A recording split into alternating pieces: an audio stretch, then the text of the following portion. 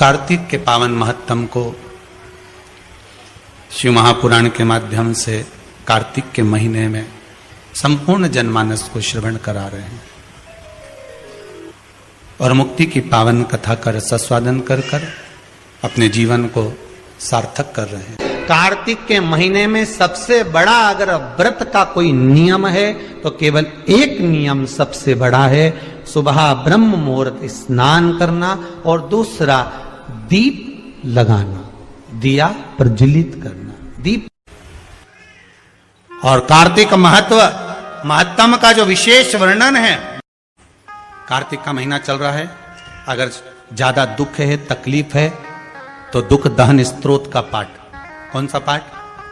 दुख दहन स्त्रोत का पाठ आप इन 3 वृक्ष में से आंवला हो, पीपल हो, चाहे बेलपत्र हो, इन 3 वृक्ष के नीचे कहीं पर भी बैठकर आप उस पाठ का स्मरण करो, घी का दीप लगाकर।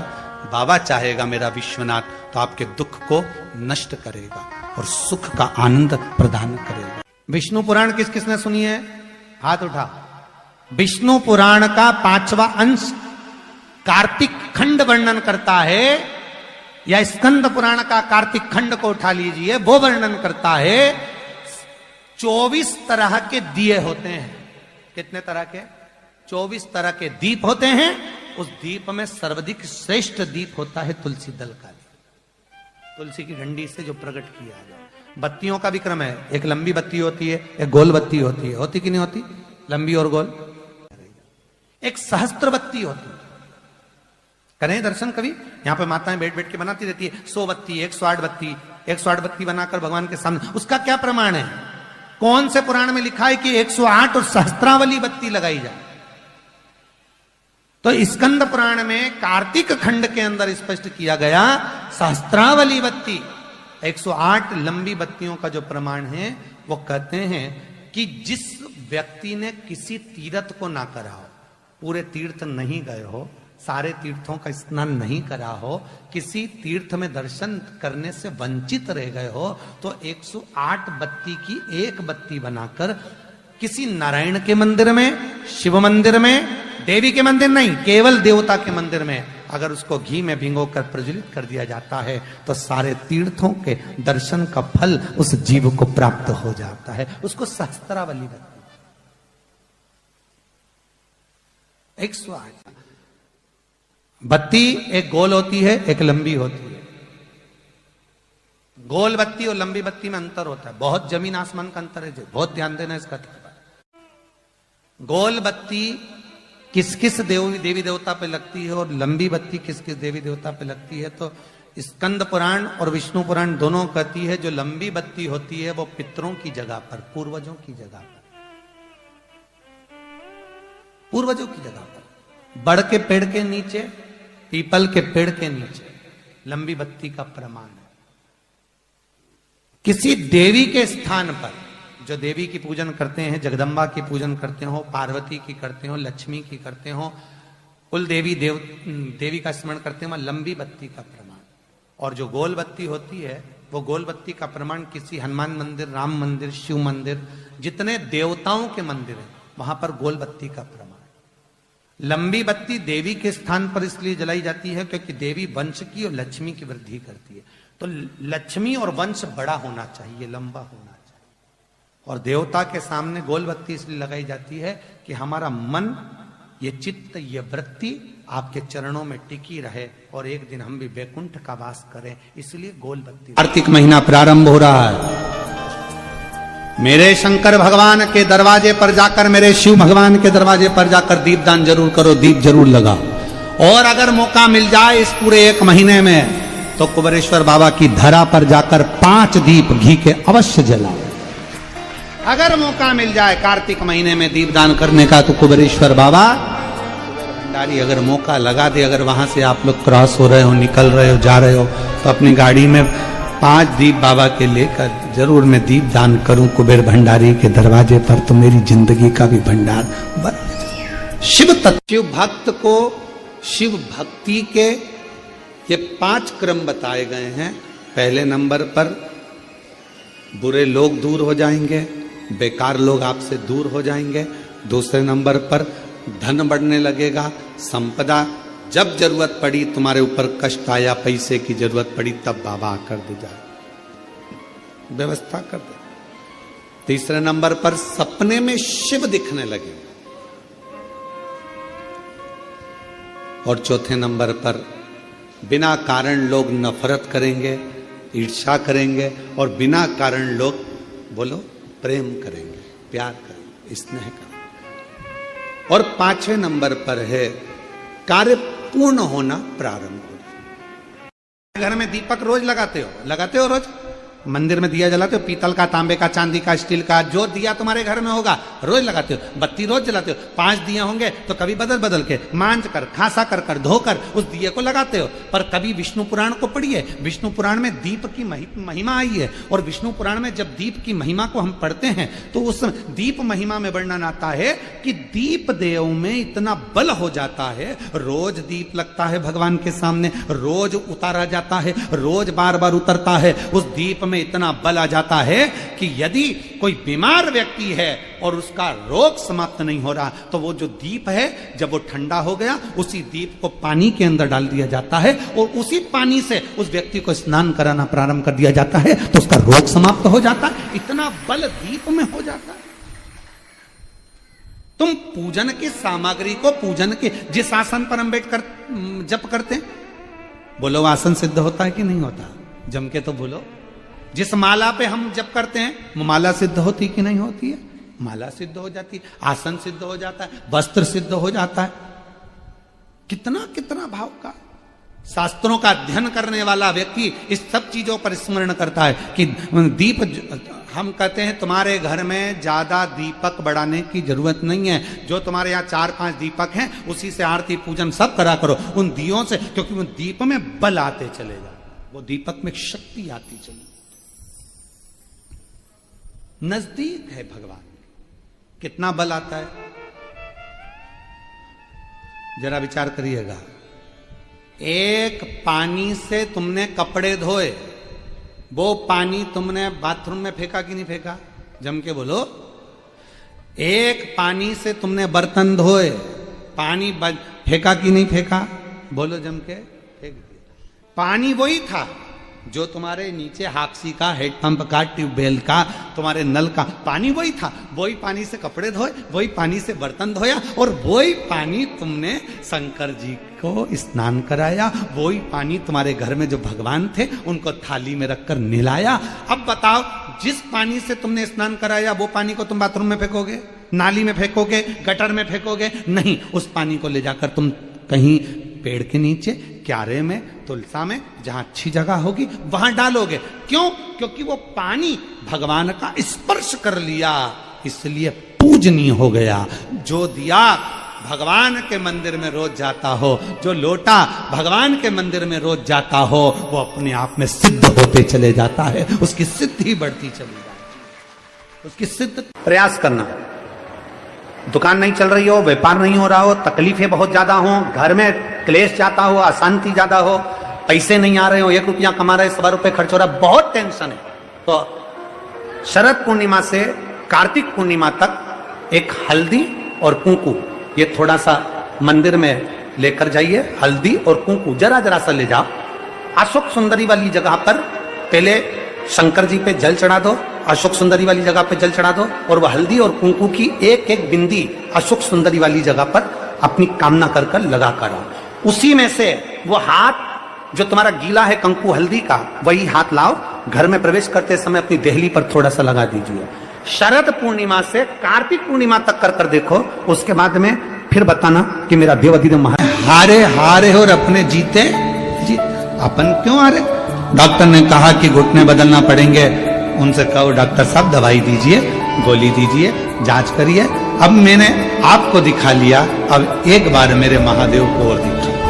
रोज अपने घर से 1 लोटा जल भरो, शिव जी के मंदिर जाओ, शंकर जी को जल चढ़ाकर, बेलपत्र लेकर, घुटना, कमर, पीठ कहीं पर भी तकलीफ है तो नंदी के ठीक पीछे, राइट में नंदी के ठीक पीछे बैठो और भगवान शंकर का नाम लेकर कुंदकेश्वर का बेलपत्र खाना प्रारंभ करो। 1.5 महीने के बाद फिर डॉक्टर के पास जाओ, एक बार मेरे घुटने की जांच करिए, डॉक्टर कह देगा अब आपको ऑपरेशन की जरूरत नहीं, घुटने में काम करना पड़ेगा।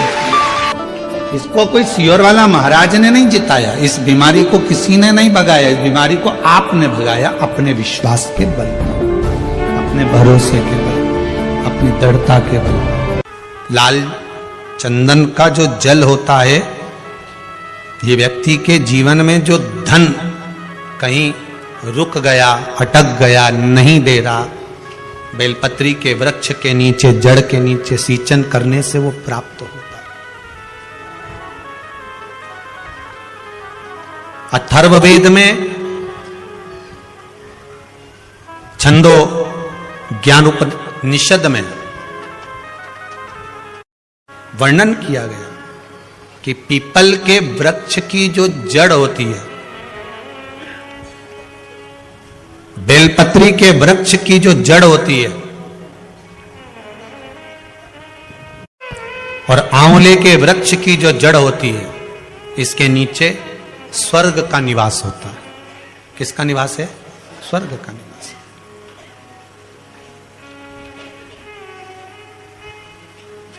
अथर्ववेद में भी कहा और छंदो ज्ञोपनिषद में भी वर्णन करा।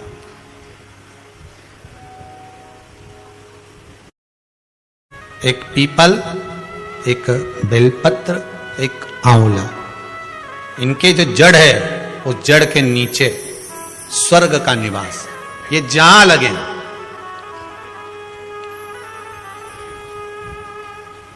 बस एक बात का ध्यान रखिए उसके लिए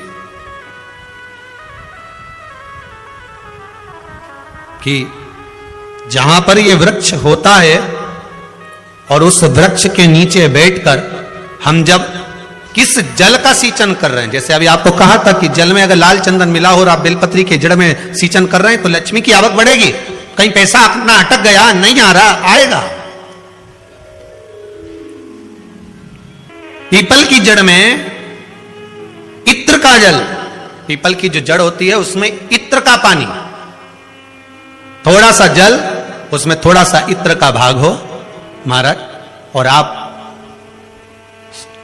भगवान पीपल देव, पीपलेश्वर महादेव का स्मरण कर कर पीपल की जड़ में अगर जल चढ़ा रहे हैं और मान लो शरीर में कोई कष्ट हो गया है, शरीर में कोई रोग हो गया है, कोई मालूम पड़े ये हाथ 4 दिन से दुख रहा है या 4 दिन से ये नस दब गई है या ये कमर दब रही है, तो आप 2-4 दिन कर देखो। कलश के अंदर जल, जल में इत्र का थोड़ा सा भाग, पीपल की जड़ के नीचे आप उसका सींचन करिए पीपलेश्वर महादेव के नाम से। उस जल को थोड़ा सा भाग लेकर आ जाओ उसी में से जो चढ़ाया है, और उस स्थान पर जहां कष्ट है उसको लगाना प्रारंभ करिए। 2 दिन 3 दिन कर देखो। प्रैक्टिकल करने में क्या जाता है? सियोर वाला महाराज झूठ बोल रहा हो तो प्रैक्टिकल करने में क्या जाए, अपना करते रहो, जिन जिन ने करे। आंवले के वृक्ष की जड़, आंवले के वृक्ष की जो जड़ होती है, इसके नीचे शिव महापुराण की कथा कहती है, विष्णु पुराण कहती है, स्कंद पुराण कहती है महाराज कि भगवान नारायण स्वयं इस जड़ के नीचे अपना विश्राम करते हैं महाराज, इस जड़ के नीचे। प्रयास करो, एक चुटकी हल्दी, कितनी? मात्र 1 चुटकी हल्दी, आंवले के वृक्ष के नीचे, कितनी? मात्र 1 चुटकी हल्दी, आंवले के वृक्ष के नीचे भगवान हरि हर महादेव, कौन से महादेव हैं?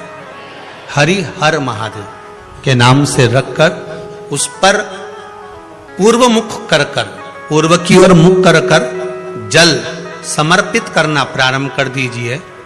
तो आंवले की जड़ के नीचे अगर हमने हल्दी रखकर जल का भाग समर्पित करा है पूर्व में मुख होकर, तो अगर व्यापार नहीं चल रहा है, 1 हफ्ता हो गया, बैठे हुए हो, कोई ग्राहकी नहीं है, तो 1 बार करो, दूसरी बार करने जाओगे तो आप अपने आप दौड़ कर जाओगे कि मेरा 1 हफ्ते से व्यापार अच्छा चल रहा है।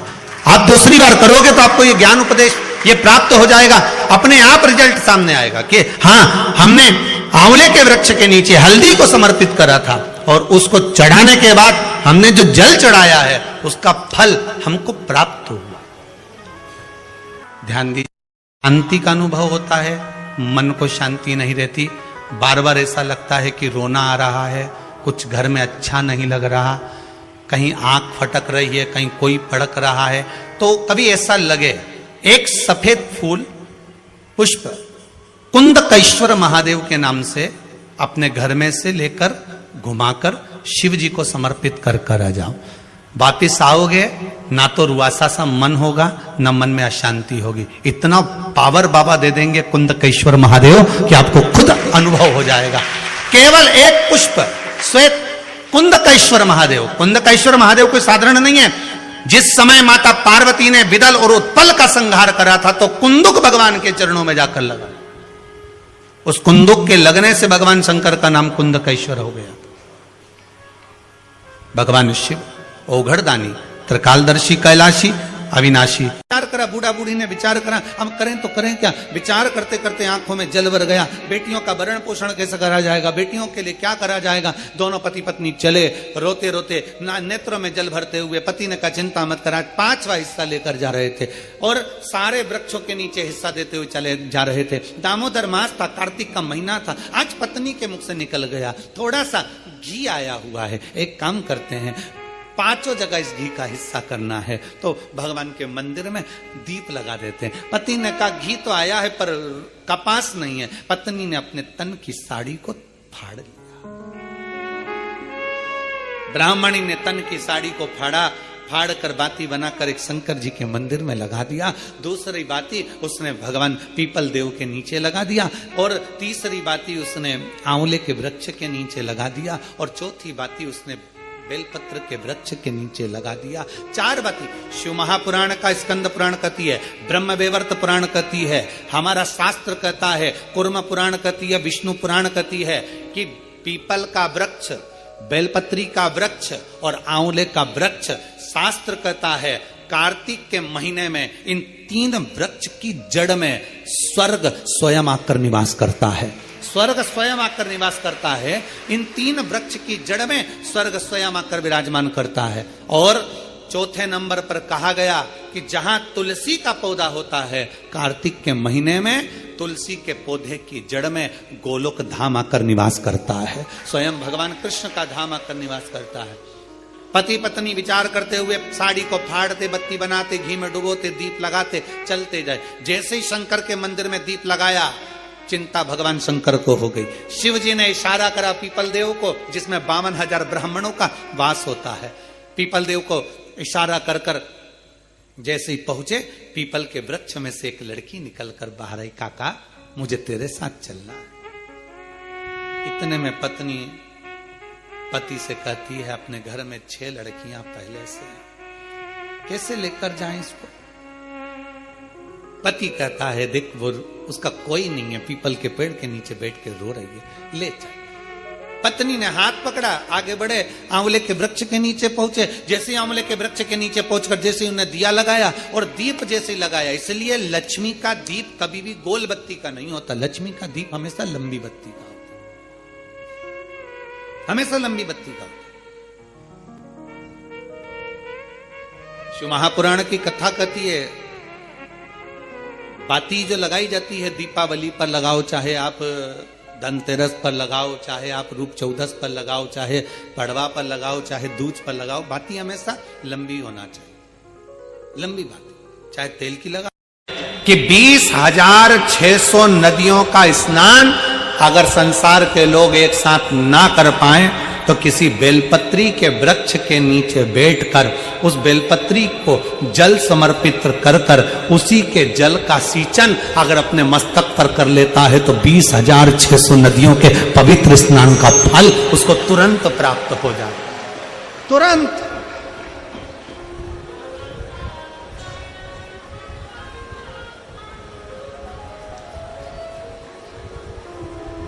अब कोई हमसे पूछे कि तुमने 20,600 नदियों का स्नान करा है, तो हम कह देंगे हाँ हमने करा है। और आप में भी कई जीजियां बैठी हैं, कई जीजा बैठे हैं, जो बेलपत्री के पेड़ के नीचे जल चढ़ाने गए होंगे। बोलो बोलो कौन कौन गया है, जरा गए हो ना? तो अब तुमसे कोई कहे ना कि तुमने 20,600 नदियां हैं भारत की भूमि पर, 20,600 पवित्र नदियां हैं भारत की भूमि पर, तुमने उसमें स्नान करा? तो बिल्कुल छाती ठोक कर कहना, हाँ हमने 20,600 नदियों का स्नान करा है। कब करा? तो कहना बेलपत्री के वृक्ष के नीचे जल चढ़ाया, उसी जल को अपने ऊपर छीट लिया, मतलब 20,600 नदियों का स्नान हमारा उसी पल उसी घड़ हो गया, उसी घड़ी हो गया। बेलपत्री के वृक्ष के नीचे एक लोटा जल समर्पित कर कर उस जल का मात्र सींचन कर लेने पर, उस जल का मात्र छींटा लेने पर 20,600 पवित्र नदियों के जल का फल मिल जाता है। शिव महापुराण की कथा कहती है, शंकर भगवान पर चढ़ाए गए जल का जरा सा भाग जब हम आचमन करते हैं या अपने शरीर पर छींटते हैं या अपने घर पर दुकान पर छींटते हैं, तो 20,600 तो पवित्र नदी और उतने ही सरोवर, उतनी ही बावड़ी, उतने ही कुंड, जितने नदियां हैं उतने ही कुंड हैं। 20,600 कुंड, 20,600 बावड़ी, 20,600 तालाब, 20,600 पोखर, ऐसे ना जाने कितने पवित्र पवित्र कुंड, ना जाने कितने कितनी बावड़ियां, ना जाने कितने कितने सरोवर, ना जाने कितने कितनी नदियां। शिव महापुराण की कथा कहती है, बेलपत्री के वृक्ष के नीचे चढ़ाए गए जल का छींचन करने से 20,600 नदियों के स्नान का फल मिल जाता है, और शंकर भगवान पर चढ़ाए हुए जल का आचमन कर लेने से या अपने ऊपर छींट लेने से, घर पर छींट लेने से सारे पृथ्वी के जितने कुंड, बावड़ी और नदियां हैं, सबके फल हमें उसी क्षण